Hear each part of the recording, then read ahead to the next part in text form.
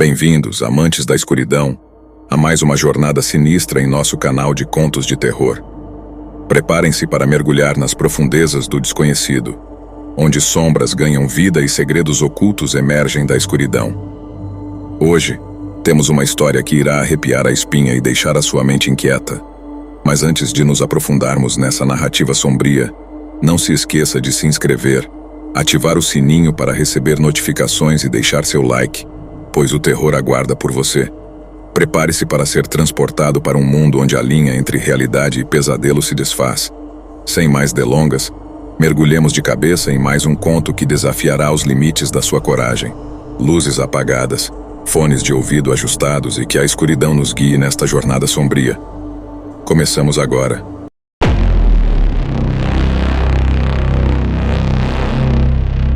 Terry Genduza conheceu David Larsen nos anos 1990, e os dois se casaram em 1996. Desde o início do casamento, Larsen mostrava-se controlador e abusivo. Ele tentava dominar cada aspecto da vida de Terry, desde as finanças até as amizades. Além disso, ele frequentemente usava a violência para intimidá-la e controlá-la. Depois de anos de abuso emocional e físico, Terry finalmente encontrou forças para deixar Larsen em 2000, após 4 anos de casamento. Ela pediu o divórcio e, eventualmente, casou-se com outra pessoa, Nick Nicolai, em 2002. Contudo, a separação de Larsen estava longe de ser o fim do pesadelo. A relação de Terry com David Larsen era tensa mesmo após o divórcio, especialmente devido à disputa pela guarda das 2 filhas que o casal teve junto. Larsen continuava a assediá-la, e Terry vivia em constante medo de que ele pudesse agir violentamente contra ela. Esse medo tornou-se realidade no dia 31 de janeiro de 2004, quando Terry foi à casa de Larsen para pegar as filhas após uma visita. O que parecia ser um encontro rotineiro rapidamente se transformou em um pesadelo. Quando Terry entrou na casa de Larsen, ele a atacou brutalmente com um taco de beisebol, golpeando-a repetidamente na cabeça e no corpo. Terry desmaiou devido aos ferimentos, e quando recobrou a consciência, encontrou-se amarrada e amordaçada. Larsen colocou-a dentro de um container de plástico, que ele então selou com fita adesiva, antes de levá-la para um armazém em Illinois, onde armazenou o container em um depósito frigorífico. O plano de Larsen era simples e cruel, ele pretendia deixar Terry morrer de hipotermia ou asfixia no container lacrado. Em seu estado crítico, Terry conseguiu, milagrosamente, manter-se consciente e tentou desesperadamente sobreviver. Dentro do container, Terry rezava, pensava nas filhas e na vida que ainda tinha pela frente, o que lhe deu força para continuar lutando pela sua sobrevivência. Enquanto isso, Nick Nicolai, o novo marido de Terry, começou a se preocupar quando ela não retornou para casa como esperado. Ele tentou contatá-la várias vezes, mas sem sucesso. Convencido de que algo estava errado, Nick alertou a polícia e relatou o desaparecimento de Terry. A polícia imediatamente iniciou uma investigação, mas a localização de Terry era desconhecida, e o tempo estava se esgotando rapidamente. Dentro do container, Terry, apesar das condições extremas e do frio intenso, conseguiu fazer um esforço hercúleo para se manter viva. Em um momento de clareza, ela lembrou-se de que tinha um celular no bolso.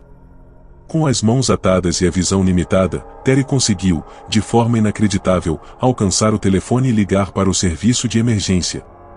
Durante a ligação, ela conseguiu fornecer informações vitais sobre sua localização antes que a chamada fosse cortada. Graças à ligação, a polícia foi capaz de rastrear o sinal do celular de Terry até o armazém em Illinois. Quando chegaram ao local, encontraram o container selado e rapidamente o abriram. Terry estava em estado crítico, sofrendo de hipotermia severa e múltiplos ferimentos, mas estava viva. Ela foi imediatamente levada para o hospital, onde passou por um tratamento intensivo para salvar sua vida. A recuperação de Terry foi longa e difícil. Ela perdeu os dedos dos pés devido à exposição ao frio extremo e enfrentou uma série de cirurgias e tratamentos para se recuperar dos ferimentos. No entanto, ela não permitiu que o ataque a derrotasse. Terry mostrou uma determinação extraordinária em sua recuperação, apoiada por sua família e amigos. David Larsen foi rapidamente preso e acusado de tentativa de homicídio, sequestro e agressão. Durante o julgamento, ele não mostrou remorso por suas ações. Em 2005, Larsen foi condenado a uma longa pena de prisão, garantindo que ele não pudesse mais ameaçar Terry ou qualquer outra pessoa. A condenação de Larsen foi um marco na luta contra a violência doméstica, destacando a necessidade de levar a sério as ameaças e o comportamento abusivo. A história de Terry Guinduza Nicolai tornou-se um símbolo da luta contra a violência doméstica e a importância de apoiar as vítimas.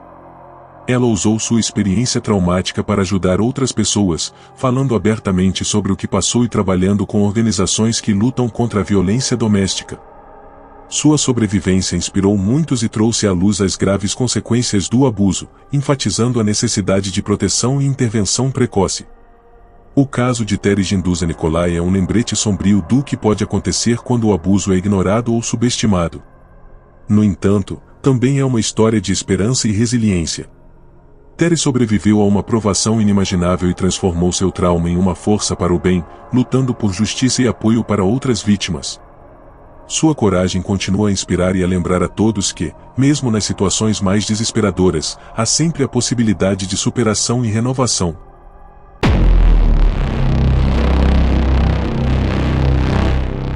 Zanelli, que era uma estudante universitária em KwaZulu-Natal, estava determinada a fazer algo de positivo com sua vida. Ela se dedicava aos estudos e tinha planos de ajudar sua comunidade depois de concluir a faculdade.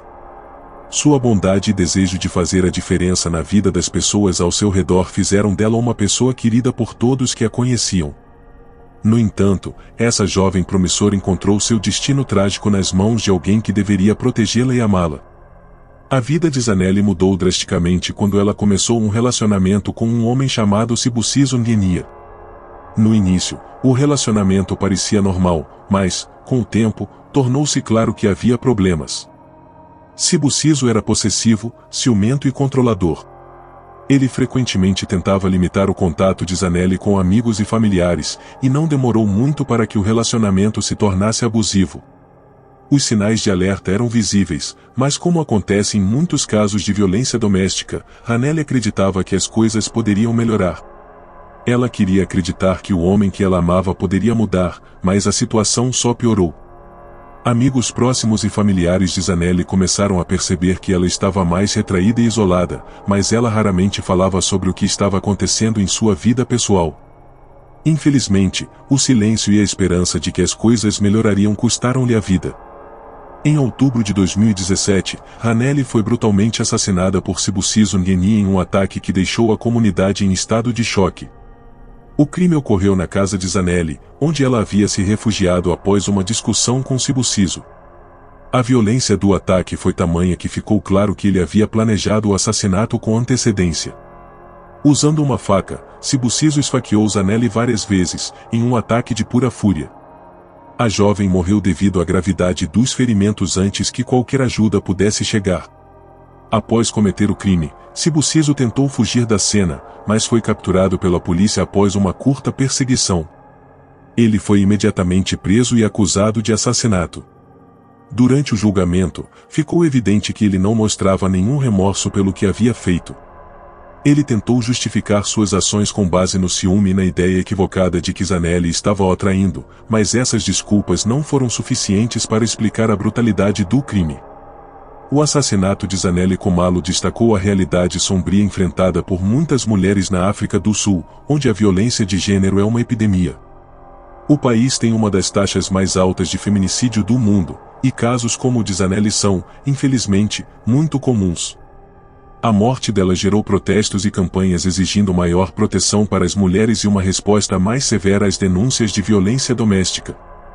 No tribunal, a família de Zanelli expressou sua dor e raiva pelo que havia acontecido. Eles falaram sobre como a vida dela foi interrompida tão cedo e como sua ausência deixou um vazio que nunca seria preenchido. O impacto do crime também foi sentido em sua comunidade, onde amigos e colegas lamentaram a perda de uma jovem tão talentosa e cheia de potencial. Sibusiso Ngenia foi condenado pelo assassinato de Zanelli Khumalo e sentenciado a uma longa pena de prisão. A sentença foi recebida com um misto de alívio e tristeza pela família de Zanelli, que sentiu que, embora a justiça tenha sido feita, nada poderia trazer de volta a jovem que eles tanto amavam.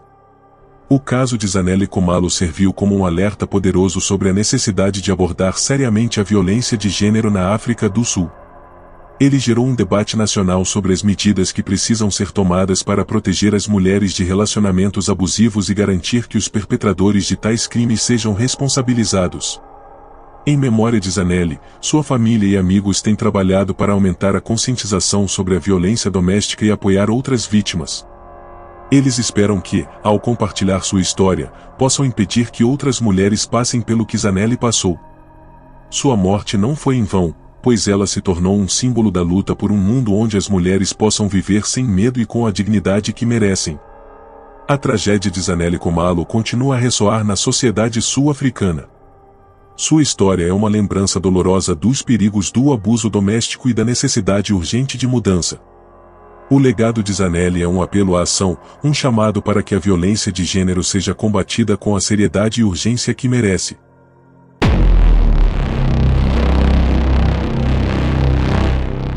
Nascida em 1995, Karabo cresceu em uma família amorosa, recebendo apoio e carinho de seus pais e irmãos. Ela era uma mulher forte, ambiciosa e decidida a criar um impacto positivo em sua comunidade. Karabo se dedicava a causas sociais e tinha interesse em empoderar mulheres e crianças, acreditando firmemente no poder da educação e do apoio mútuo para superar adversidades. Em 2016, Karabo conheceu Sandile Mantsoi, um empresário de sucesso e figura pública em ascensão em Joanesburgo. A princípio, o relacionamento parecia promissor. Sandile era carismático, bem-sucedido e oferecia a Karabo um estilo de vida luxuoso, cheio de glamour e oportunidades. No entanto, essa imagem de perfeição logo se desfez, revelando uma realidade obscura e perigosa. O relacionamento de Karabo e Sandile rapidamente se deteriorou, tornando-se abusivo tanto emocional quanto fisicamente. Sandile se mostrou controlador, possessivo e violento, constantemente humilhando Karabo e minando sua autoestima. Amigos e familiares de Karabo perceberam as mudanças em sua personalidade e comportamento. Ela se tornou mais retraída, triste e ansiosa, mas, como acontece com muitas vítimas de violência doméstica, tentou esconder o abuso e justificar as ações de Sandile. Em várias ocasiões, Karabo tentou terminar o relacionamento, mas Sandile sempre a manipulava para que ela ficasse, prometendo mudar e alegando que a amava. A situação atingiu um ponto crítico em abril de 2017, quando Karabo, desesperada e temendo por sua vida, decidiu deixar Sandile definitivamente. Ela se mudou para a casa de uma amiga, mas ainda manteve contato com ele, na esperança de uma resolução pacífica. No entanto, no dia 27 de abril de 2017, Karabo desapareceu. Seus amigos e familiares ficaram alarmados quando não conseguiram entrar em contato com ela. O desaparecimento foi imediatamente relatado à polícia, e uma busca desesperada começou. Enquanto a investigação prosseguia, a tensão e o medo aumentavam entre aqueles que a conheciam, pois sabiam do histórico abusivo de Sandile. Após alguns dias, a verdade terrível veio à tona. O corpo de Karabo foi encontrado em um terreno baldio em Lyndhurst, Joanesburgo, parcialmente queimado e irreconhecível. A polícia identificou rapidamente Sandile Mantsoi como o principal suspeito do assassinato. Ele foi preso e acusado de homicídio, agressão e obstrução da justiça. Durante o julgamento, Sandile manteve sua inocência, alegando que Karabo havia cometido suicídio e que ele queimou seu corpo para evitar ser acusado de assassinato. No entanto, as evidências apresentadas pela promotoria contaram uma história muito diferente. Ficou claro que Sandile havia matado Karabo em um acesso de raiva, espancando-a até a morte antes de tentar se livrar do corpo de maneira cruel e desumana. O julgamento atraiu atenção nacional e internacional, destacando o problema da violência de gênero na África do Sul, um país com uma das taxas mais altas de feminicídio do mundo. O caso de Karabo tornou-se um símbolo da luta contra o abuso e a violência doméstica, gerando protestos e campanhas em todo o país. Em maio de 2018, Sandile Mantsoi foi condenado por homicídio e sentenciado a 32 anos de prisão. A sentença trouxe algum alívio para a família de Karabo, mas o impacto de sua perda ainda é sentido profundamente. Durante o julgamento, sua mãe, Tshepo Mokoena, expressou a dor e a angústia que sentia, descrevendo Karabo como uma filha amorosa e uma jovem com um futuro brilhante pela frente. Ela também falou sobre como o caso abalou toda a comunidade e a importância de aumentar a conscientização sobre a violência de gênero. A morte de Karabo Mokoena deixou uma marca indelével na sociedade sul-africana. Sua história gerou discussões importantes sobre a necessidade de proteger as mulheres de relacionamentos abusivos e de responsabilizar os perpetradores de violência. Organizações de direitos das mulheres usaram o caso de Karabo como um exemplo trágico do que pode acontecer quando o abuso não é denunciado ou tratado com seriedade. Em memória de Karabo, várias iniciativas foram lançadas para apoiar vítimas de violência doméstica e sensibilizar o público sobre os perigos do abuso emocional e físico. Sua família, amigos e ativistas continuam a trabalhar para garantir que seu legado viva, transformando sua trágica morte em uma força para a mudança. O caso de Karabo Mokoena também gerou um debate mais amplo sobre a cultura de violência que permeia muitas sociedades, incluindo a necessidade urgente de educar os homens sobre respeito, igualdade e responsabilidade. A brutalidade de seu assassinato serviu como um catalisador para um movimento que visa acabar com a violência contra as mulheres e promover uma cultura de paz e dignidade. Hoje, Karabo Mokoena é lembrada não apenas por sua trágica morte, mas também pelo impacto que sua história teve na luta pela justiça e igualdade. Seu nome tornou-se um símbolo de resistência e esperança, lembrando a todos da importância de lutar contra a violência de gênero e de proteger as mulheres em todos os níveis da sociedade.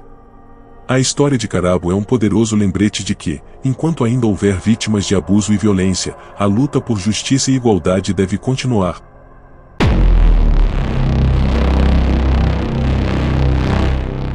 Alice havia iniciado um relacionamento com um homem chamado Harry Dillon, um jovem que parecia ser o parceiro perfeito no início.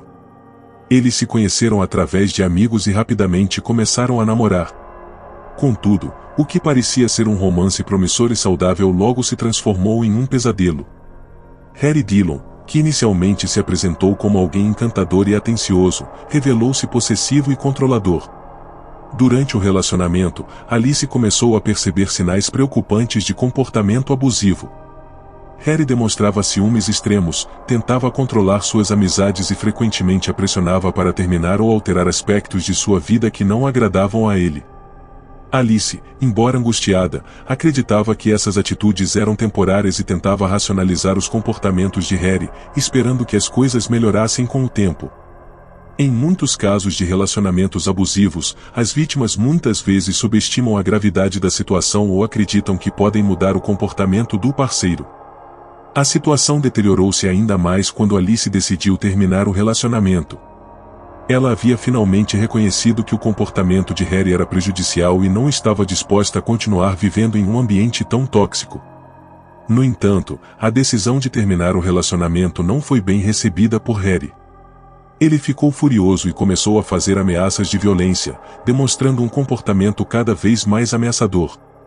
Alice procurou ajuda e denunciou as ameaças à polícia, mas, infelizmente, a proteção oferecida não foi suficiente para impedir o pior. Em 12 de outubro de 2016, Harry Dillon invadiu a casa de Alice em Newcastle, onde ela estava sozinha. Ele a atacou brutalmente, esfaqueando-a repetidamente em um ato de pura raiva e vingança. O crime foi brutal e impiedoso, o Harry não deu a Alice qualquer chance de defesa ou de escapar de sua fúria. Após o ataque, Harry tentou fugir, mas foi capturado pela polícia depois de uma breve perseguição. Alice, em estado grave, foi levada para o hospital, mas morreu devido à gravidade dos ferimentos. Sua morte chocou não apenas sua família e amigos, mas também a comunidade local, que se mobilizou para apoiar a causa e garantir que justiça fosse feita. Durante o julgamento, foi revelado que Harry Dillon tinha um histórico de comportamento violento e de abuso em relacionamentos anteriores. O caso de Alice Ruggles foi um exemplo doloroso e claro dos perigos que as vítimas de abuso enfrentam, mesmo quando tentam buscar ajuda e sair de relacionamentos abusivos. O julgamento expôs a falha do sistema em proteger adequadamente as vítimas e destacou a necessidade de melhorias nas políticas de proteção e apoio às pessoas que denunciam ameaças de violência. Harry Dillon foi condenado por assassinato e sentenciado a uma longa pena de prisão. A sentença foi recebida com um misto de alívio e tristeza pela família de Alice, que sentiu que, embora a justiça tenha sido feita, nada poderia trazer sua amada filha e amiga de volta. O caso de Alice Rubles gerou uma onda de apoio e ação para aumentar a conscientização sobre a violência doméstica e os riscos associados a relacionamentos abusivos. A sua família, amigos e defensores dos direitos das mulheres se uniram para promover campanhas que visam educar o público sobre os sinais de abuso e incentivar as pessoas a denunciar comportamentos prejudiciais antes que seja tarde demais. Além disso, o caso levou a uma maior discussão sobre a necessidade de reformas no sistema legal e nas práticas policiais para melhor proteger as vítimas de abuso. Organizações de apoio a vítimas de violência doméstica usaram a história de Alice como um exemplo poderoso para exigir mudanças e melhorar a forma como os casos de violência são tratados. A memória de Alice Rubles é mantida viva por aqueles que a amavam e que continuam a lutar pela justiça e pela proteção das vítimas de abuso.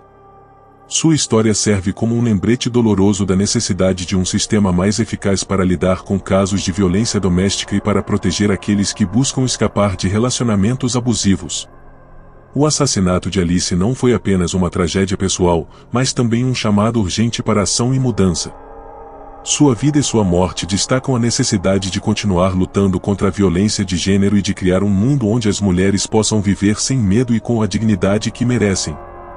O legado de Alice Rubles é um apelo à ação, um lembrete de que a violência doméstica é uma questão crítica que requer uma resposta eficaz e compassiva.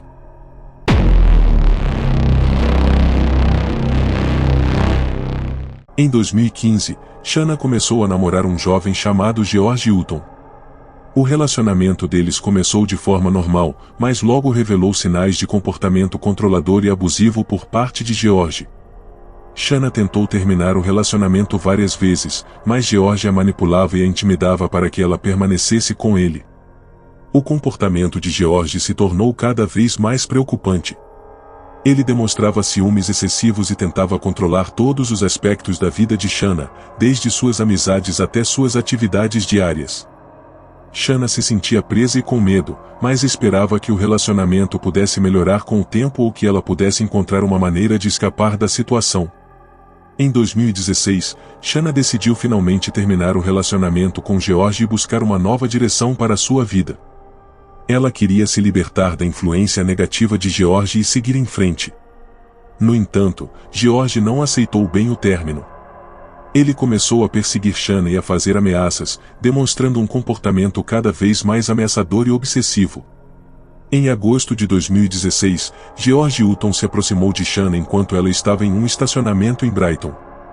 Ele a atacou brutalmente, esfaqueando-a várias vezes em um ato de vingança e raiva. O ataque foi violento e impiedoso. George não deu a Shanna qualquer chance de se defender ou escapar de sua fúria. O corpo de Shanna foi encontrado em um estado crítico, e ela foi levada para o hospital, onde morreu devido à gravidade dos ferimentos. A polícia imediatamente começou uma investigação sobre o caso, e George Hutton foi rapidamente identificado como o principal suspeito. Ele foi preso e acusado de homicídio. Durante o julgamento, a evidência foi esmagadora contra George. Testemunhas relataram seu comportamento abusivo e suas ameaças em relação a Shanna. O tribunal ouviu sobre a natureza controladora e violenta de George, o que ajudou a esclarecer os motivos por trás do assassinato. George foi condenado por homicídio e recebeu uma longa sentença de prisão. O caso de Shanna Grice gerou uma onda de atenção e discussão sobre a violência doméstica e o tratamento das vítimas de abuso. Sua morte serviu como um exemplo trágico dos perigos que enfrentam aqueles que tentam escapar de relacionamentos abusivos e das consequências terríveis quando a violência não é tratada com a seriedade necessária. A família e os amigos de Shanna se dedicaram a manter sua memória viva e a aumentar a conscientização sobre a violência doméstica. Eles se uniram para apoiar campanhas e iniciativas que visam educar o público sobre os sinais de abuso e melhorar a proteção para as vítimas. A história de Shanna Grice destaca a importância de reconhecer e responder aos sinais de abuso e de apoiar aqueles que estão tentando escapar de relacionamentos violentos. Sua morte é um lembrete doloroso de que a violência doméstica é uma questão crítica que precisa ser abordada com urgência e sensibilidade. O legado de Shanna continua a inspirar esforços para prevenir a violência e apoiar as vítimas, garantindo que sua trágica morte não seja em vão, mas sim um catalisador para a mudança e para um futuro mais seguro para todos.